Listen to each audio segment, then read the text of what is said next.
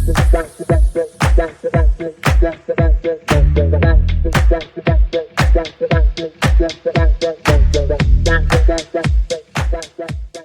post stitches make some wonderful patterns and textures, just like this waffle stitch headband. So all of these are post stitches. All of these raised ridges are post stitches. Okay. You can make a waffle, or not a waffle, but a basket weave by alternating your back post and your front post stitches. And this is done in double crochet, but you can see how it lifts up the posts as you wrap. The row that comes on top wraps the row below, and it pulls up this design. And so it gives the fabric kind of a 3D dimensional look, and it's the same for front and back. It is definitely reversible, the basket weave is. You can also use post stitches for making cables. Here is another headband, head warmer, that was made with post stitches. This long one right here is actually a front post triple crochet to go all the way back to reach over here.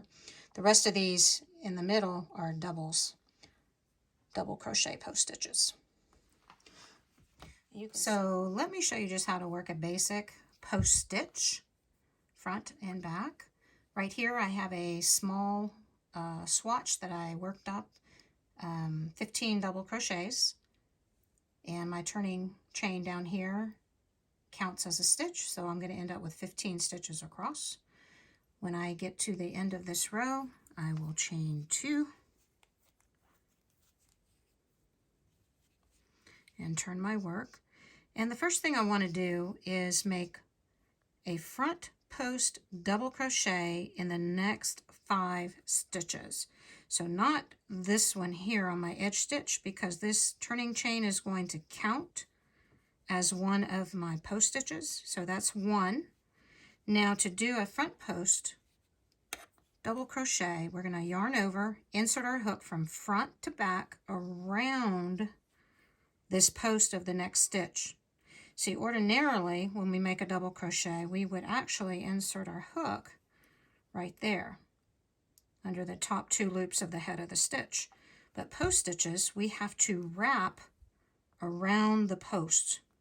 So again, it's a double crochet, so we yarn over, insert from front to back, come back out, yarn over, pull up a loop, yarn over, pull through 2, yarn over, pull through 2. And that, my friends, is a front post double crochet. And you can see how it's already lifted up off the fabric. Okay, so let me make a couple more here. So again, we yarn over, insert from front to back, pull up a loop, yarn over, pull through 2, yarn over, pull through 2. All right, let's do it again. So yarn over, insert from front to back around that post, yarn over, pull up a loop, yarn over, pull through 2, yarn over, pull through 2. And that gives us 4, because remember our turning chain is going to count as one of our as one of our post stitches for this particular pattern. So let's do one more front, yarn over, insert front to back, pull up a loop, yarn over, pull through 2, and pull through 2. Now that gives us the first little basket of our basket weave pattern. So now the pattern is going to tell you to do a back post double crochet. Okay, same concept. It's just that we're going to be inserting our hook from back to front like that instead of front to back like that. Okay, so for a back post double crochet, again, we're going to yarn over. This time we're going to come from the back around that post, yarn over, pull up a loop, yarn over, pull through 2, yarn over, pull through 2. And it feels a little kind of wonky in your hands when you first start doing this stitch because it's just a little fiddly coming from the back. We're used to inserting our hook for most of the stitches we make from front to back. This time we're coming the opposite direction, so that's why it feels a little awkward. So let me do that stitch again, like so. Okay, and you can see that the difference when we wrap on the front post, the stitch pulls up. But when we work back post double crochets,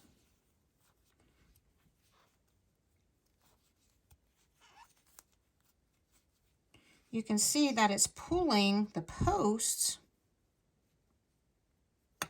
away from me. It's pulling it down.